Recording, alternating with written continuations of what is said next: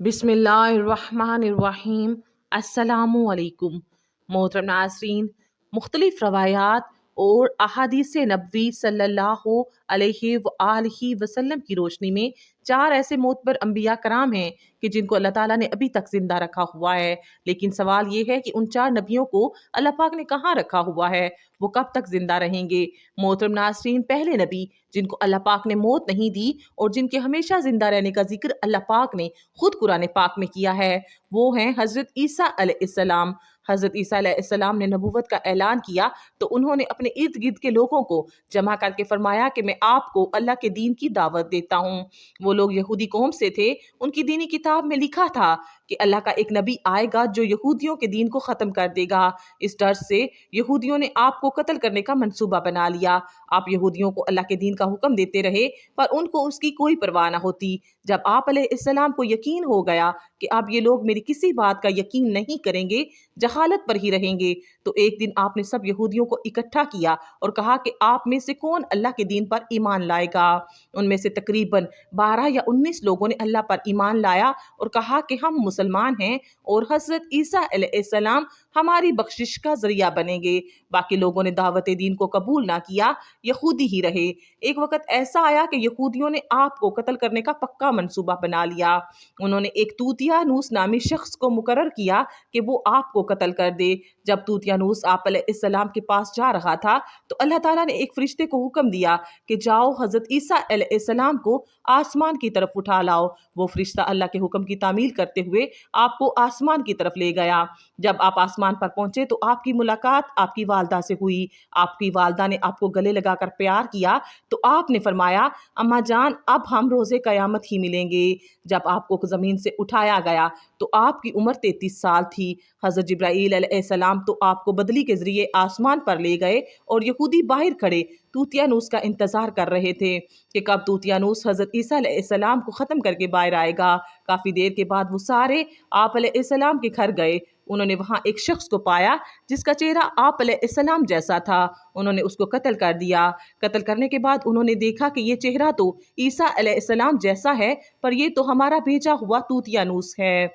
वो ये माजरा देखकर दो ग्रोहों में तकसीम हो गए और आपस में ही लड़ने झगड़ने लगे। उस लड़ाई में बहुत ज्यादा यहूदियों का कत्ल हुआ। अल्लाह पाक सूरतुन निसा की आयत नंबर 157 ता 58 में इस वाक़या को यूँ फरमाता है, और उनके इस कहने यानी फखरिया दावा की वजह से भी कि हमने अल्लाह के रसूल मरियम के बेटे ईसा मसीह को कत्ल कर डाला है, हालांकि उन्होंने ना उनको कत्ल किया और ना उन्हें सूली चढ़ाया, मगर हुआ ये कि उनके लिए किसी को ईसा अलैहिस्सलाम का हम शक्ल बना दिया गया। और बेशक जो लोग उनके बारे में इख्तलाफ कर रहे हैं वो यकीनन इस कत्ल के हवाले से शक में पड़े हुए हैं। उन्हें हकीकत हाल का कुछ भी इल्म नहीं, मगर ये कि गुमान की पैरवी कर रहे हैं और उन्होंने यकीनन ईसा को कत्ल नहीं किया, बल्कि अल्लाह ताला ने उन्हें अपनी तरफ आसमान पर उठा लिया और अल्लाह गालिब हिकमत वाला है। हदीस नबवी सल्लल्लाहु अलैहि वआलिहि वसल्लम है कि हज़रत ईसा अलैहिस्सलाम क़यामत से पहले ज़मीन पर आएंगे और सुन्नत नबवी सल्लल्लाहु अलैहि वआलिहि वसल्लम के मुताबिक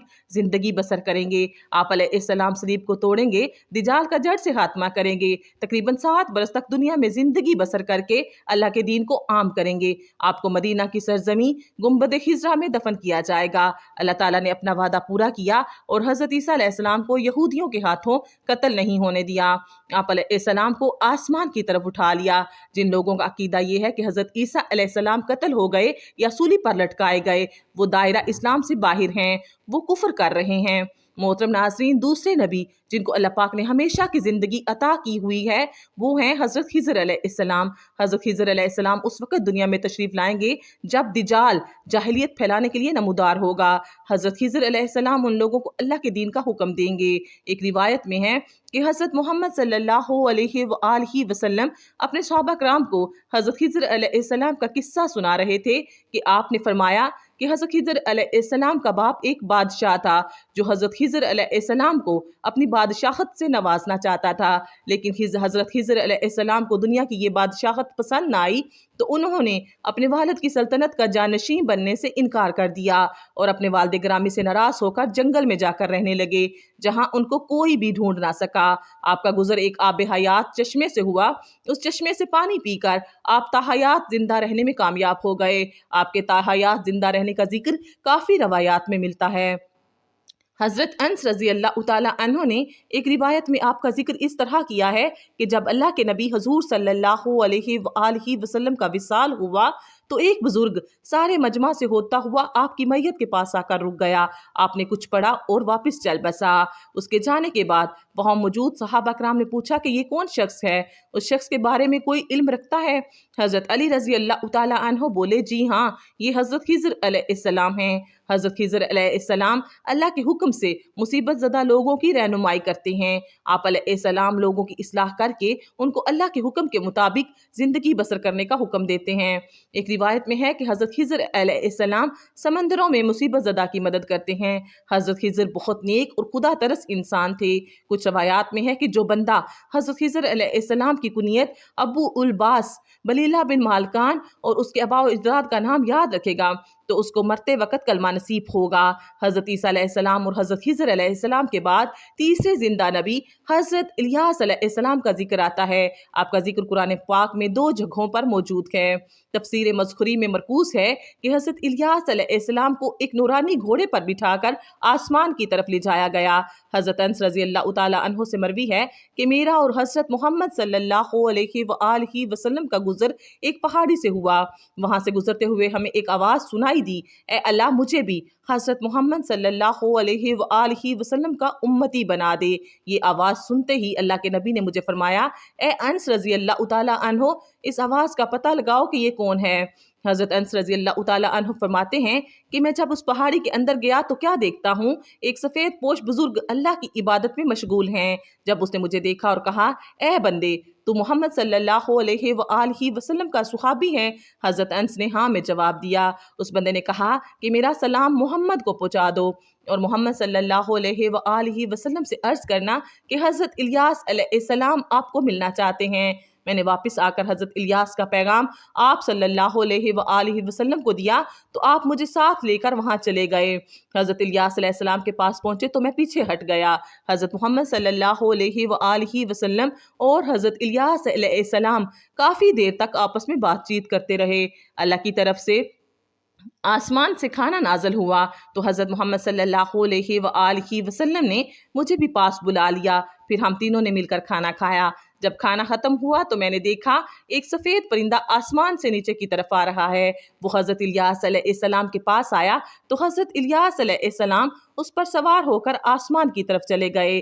کچھ علماء نے لکھا ہے کہ حضرت خضر اور حضرت الیاس علیہ السلام ہر رمضان شریف میں بیت المقدس میں تشریف لاتے ہیں اور روزہ رکھتے ہیں۔ حج کے موقع پر حج ادا کرتے ہوئے دکھائی دیتے ہیں۔ یہ دونوں نبی علیہ السلام بر اور بحر میں مصیبت زدہ لوگوں کی مدد کرتے ہیں۔ چوتھے نبی جو ابھی تک زندہ ہیں وہ حضرت ادریس علیہ السلام ہیں۔ حضرت ادریس علیہ السلام کے زندہ ہونے کے بارے میں بہت سی روایات ملتی ہیں۔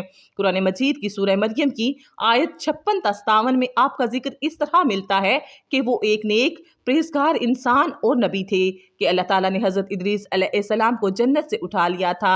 شب معراج کے موقع پر چوتھے آسمان پر حضرت محمد صلی اللہ علیہ وآلہ وسلم اور حضرت ادریس علیہ السلام کی ملاقات ہوئی تھی۔ حضرت ادریس علیہ السلام کا چھٹے آسمان پر ہونے کا بھی ذکر ملتا ہے۔ حضرت ادریس علیہ السلام زمین کی سیر و سیاحت کے ساتھ ساتھ اللہ کے ذکر میں مشغول رہتے تھے۔ حضرت ابن عباس رضی اللہ تعالیٰ عنہ نے فرمایا کہ حضرت ادریس علیہ السلام ایک درزی کا کام کرتے تھے۔ آپ کپڑوں کی سلائی کرتے جاتے اور اللہ کا ذکر بلند کرتے جاتے۔ جب شام ہوتی تو آپ کی نیکیاں بے تحاشا ہو جاتی تھیں۔